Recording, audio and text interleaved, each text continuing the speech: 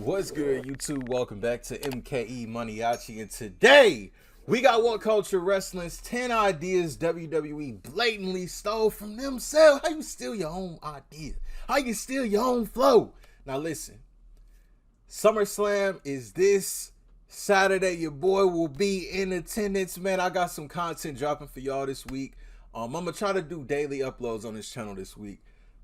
Friday, me and the fam, we going to the WWE Superstore that they have for SummerSlam, so I'm gonna try to vlog that, get that up. Of course, we doing the SummerSlam vlog this weekend, so that's gonna be dope. So y'all stay tuned, man. Stay tuned. So anyway, back to this video.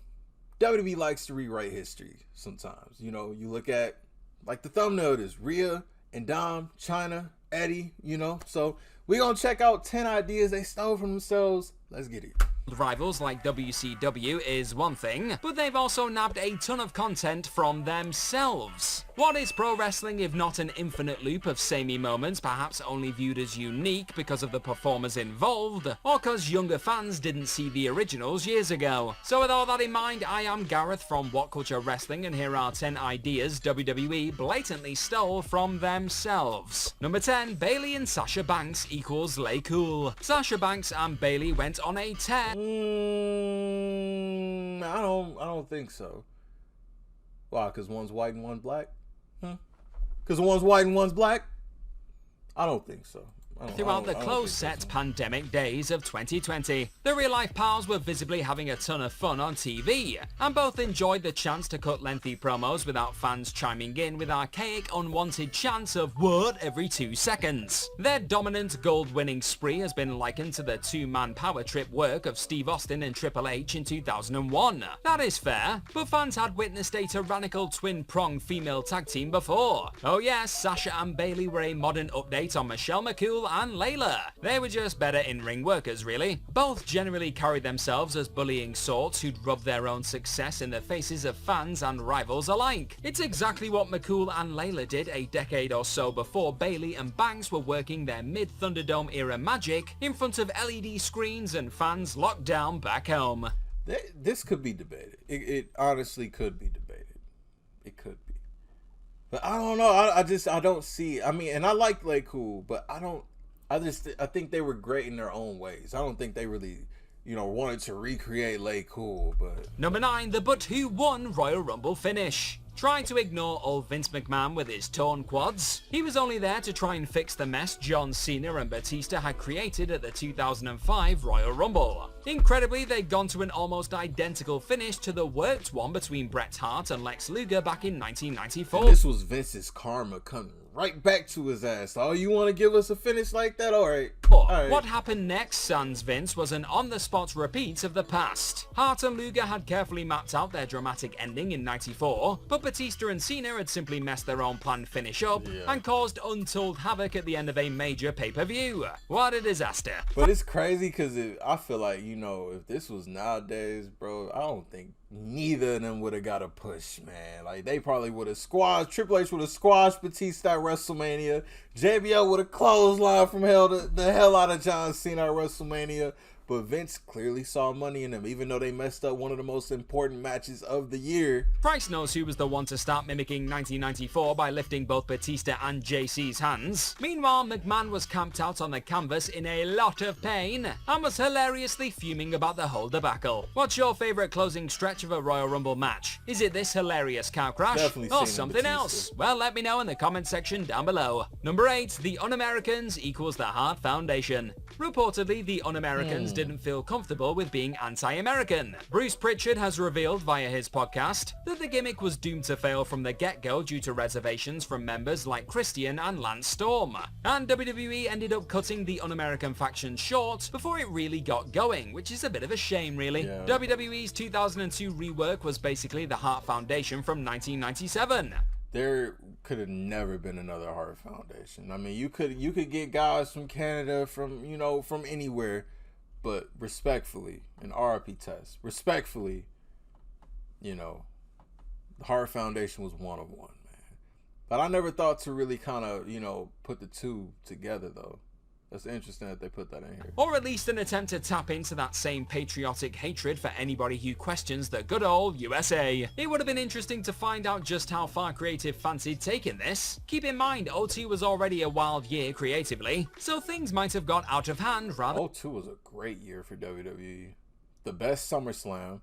Quickly. Nobody would ever find out though, because the guys working this gig simply didn't want to be the Hart Foundation 2.0. Number 7, the champs walk out and a title is disputed. CM Punk enthusiasts will likely enjoy this comparison to Shawn Michaels, so here goes. In 2011, Punk beat John Cena at Money in the Bank, then blew a kiss Vinnie Mac's way and walked out with the WWE title. Definitely one of the best storylines of the PG era of WWE. The promotion moved swiftly to crown a new champ before Punk returned with his original belt and disputed that. Sound familiar? Michaels walked out on the then WWF in 1993, albeit due to a real-life suspension, and Razor Ramon became the new Intercontinental Champion. The problem, Shawn still had his belt, and he returned waving it around and claiming to be the true IC champion. This all resulted in that hot ladder match at WrestleMania 10. There, the Federation crowned an undisputed Intercontinental Champion. In 2011, Punk's return meant he'd wrestled fellow champion Cena to thrash out who deserved to be undisputed. Punk's walkout, return, and blow-off match was definitely somewhat reminiscent of Michaels vs. Razor from 1993 to 1994, but that's not necessarily a bad thing, is it?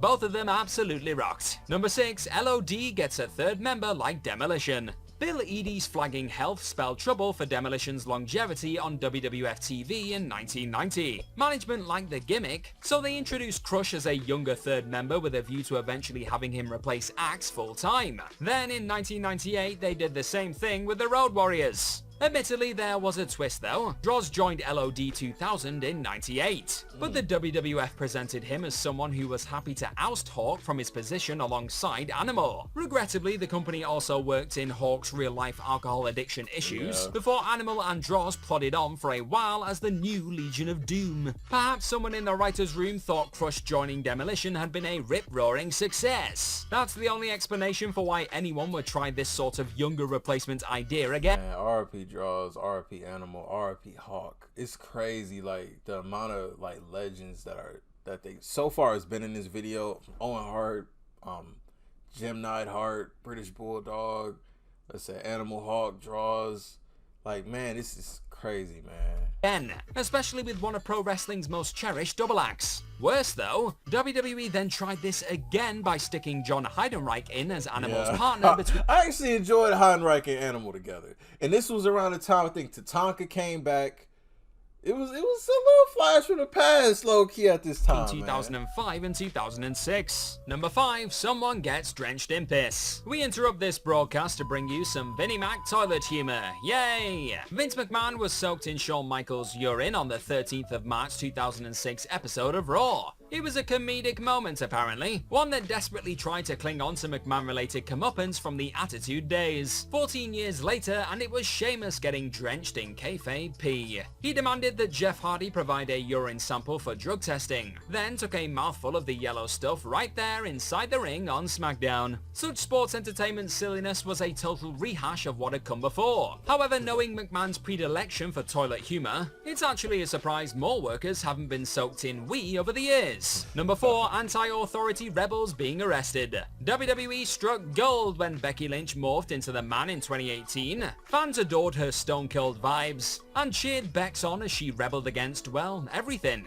At one point, Lynch even found herself arrested after run-ins with Triple H and Stephanie McMahon. The eventual scene that played out, with Becky ranting as she was cuffed/marched up the ramp, was a near-perfect recreation of Steve Austin brilliance from the Attitude Era. Images of Austin continuing to rebel despite being in handcuffs have become iconic, and WWE surely hoped for another slice of history by booking Lynch to do the same. It worked an absolute treat. Few out there minded WWE lift. I mean, yeah, I was about to say, you know how many people in WWE have a record now? Huh? They're all pretty much criminals at this point, man. Everybody's been arrested. I'm talking from the lowest Mick Carter up to Vince McMahon. Everybody got a record, man. How are they gonna find work anywhere else, man? Everybody's been arrested. From the past and borrowing one of Stone Cold's most famous moments to try and... Okay. You have to put Jeff Hardy in there. make Becky look even more like a badass. Number 3, the World Heavyweight Championship. It is rather weird to think that WWE's previous World Heavyweight Championship was just the WCW World title without that branding. Eric Bischoff handed the thing to Triple H in 2002 with little In my hometown, Milwaukee, Wisconsin. in the way of explanation. So at least WWE ran a tournament for the new one in 2023. This new belt is still along the same lines though. The company simply slapped a big WWE logo. Okay. So he said, okay, Bischoff, yeah, he pretty much gave Triple H this title. But you got to understand how dominant Triple H was in 2002, especially at this time, man. Him and Shawn Michaels, this was coming off of SummerSlam. This was before the Reign of Terror. Bro, Triple H been that. It wasn't nobody else on the roster that needed this title more than Triple H. Of explanation. So at least WWE ran a tournament for the new one in 2023. This new belt is still along the same lines though. The company simply slapped a big WWE logo in the middle of the belt's design, which definitely split opinion amongst fans and claimed it's a brand new championship. This is the second time they've introduced the World Heavyweight title suddenly without any real warning too. Bizarrely, there's another parallel between now and 2002. Roman Reigns is the undisputed WWE Universal Champion, and Brock Lesnar was running around as undisputed. Yep, Brock was undisputed champ, because there was only one world champion at that time. And I ain't gonna lie, you know, the matches when it was just one WWE title were gold. I'm talking the triple threat matches. You know, you had the American Badass, you had Kurt Angle, The Rock. It was just, they was cooking left and right, man. It was cooking.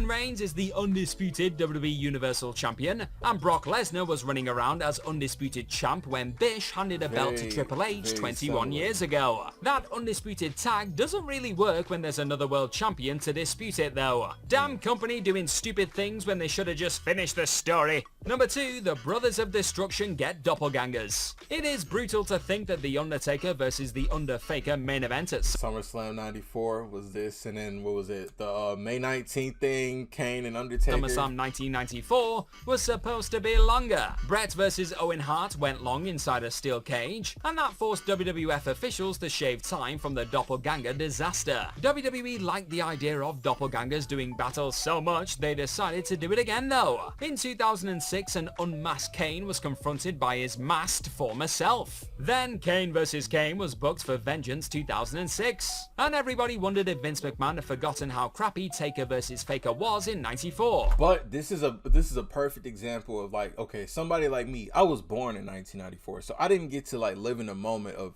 Undertaker versus fake Undertaker. So, and this was at the time, 2006 was the time See No Evil came out, and it was the whole, like, you know, May 19th thing. Kane was like going crazy. He went after the Big Show, his own partner. But I remember the build up to Vengeance, man. It was actually really interesting, man, because it had me, an 11, 12-year-old kid at the time. I'm like, man, this is crazy. Like, I've never seen nothing like this. Like, this is the old Kane. Like, who's the, like, it had me thinking that this Kane was the real Kane. Like, it was like that. This is a good example of, like, you know, some younger fans, which me at this time was a younger fan. I never got to see the other thing. I only got to see Poster Kane and aka Festus, Luke Gallows, whatever you want to say, and Glenn Jacobs. But he obviously didn't think it sucked. Kane vs. Kane was as lame as its predecessor. It was, but the build-up was Gallows, great. who played the role of the quote-unquote original Kane, and fans just didn't give a toss about what they were seeing. Look out for Bray Wyatt versus Bray Wyatt in 2023, people. Hey, it could happen. Number 1, Rhea Ripley is Mamacita. It's important to note that there are clear differences in presentation between Rhea Ripley and Dominic Mysterio compared to Chyna and Eddie Guerrero. The latter pairing was clearly portrayed as a comedic bit, whereas the Judgment Day members have some other stuff going on. In short, they're having a wonderful time trolling everyone. Rhea's I'm Your Mommy t-shirt is a direct lift from Guerrero's I'm Your Papi merchandise. Also, the way Dom calls Ripley Mammy is similar to Eddie calling Chyna his Mamacita back in 2000. All in all, it's rather obvious that WWE is having a right blast teasing that Rhea and Dominic are this generation's Chyna and Eddie. I mean, it's hard to really argue against that. You know, Dom actually knew Eddie Guerrero in real life, man.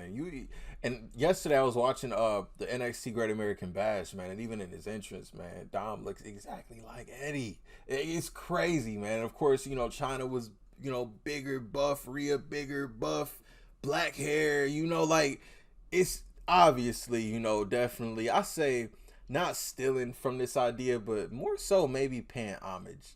You know, I like this though. I really do like this. Best thing to ever happen to Dom so far in his career. Why not? It's getting a reaction from audiences, Facts. and he's also fleshing both characters out successfully. Do not be surprised if WWE continues paying homage to the past by going further with this comparison too. He might as well. Mammy forever, and long may Dum Dum be booed out of buildings around the globe. And that's our list. Know of any other ideas WWE blatantly? Alright, man. 10 ideas WWE blatantly stole from themselves. Link down below in the description for y'all to check this video out in its entirety with no interruptions, man. We got uploads coming every day this week here on the channel, and it's SummerSlam week, man. I'm excited. Y'all new to the channel, y'all rock with me. Hit that subscribe button for me for more wrestling related content, and until the next video, I'll see y'all then. Thank you for watching. MKE MANIACI. I'm out.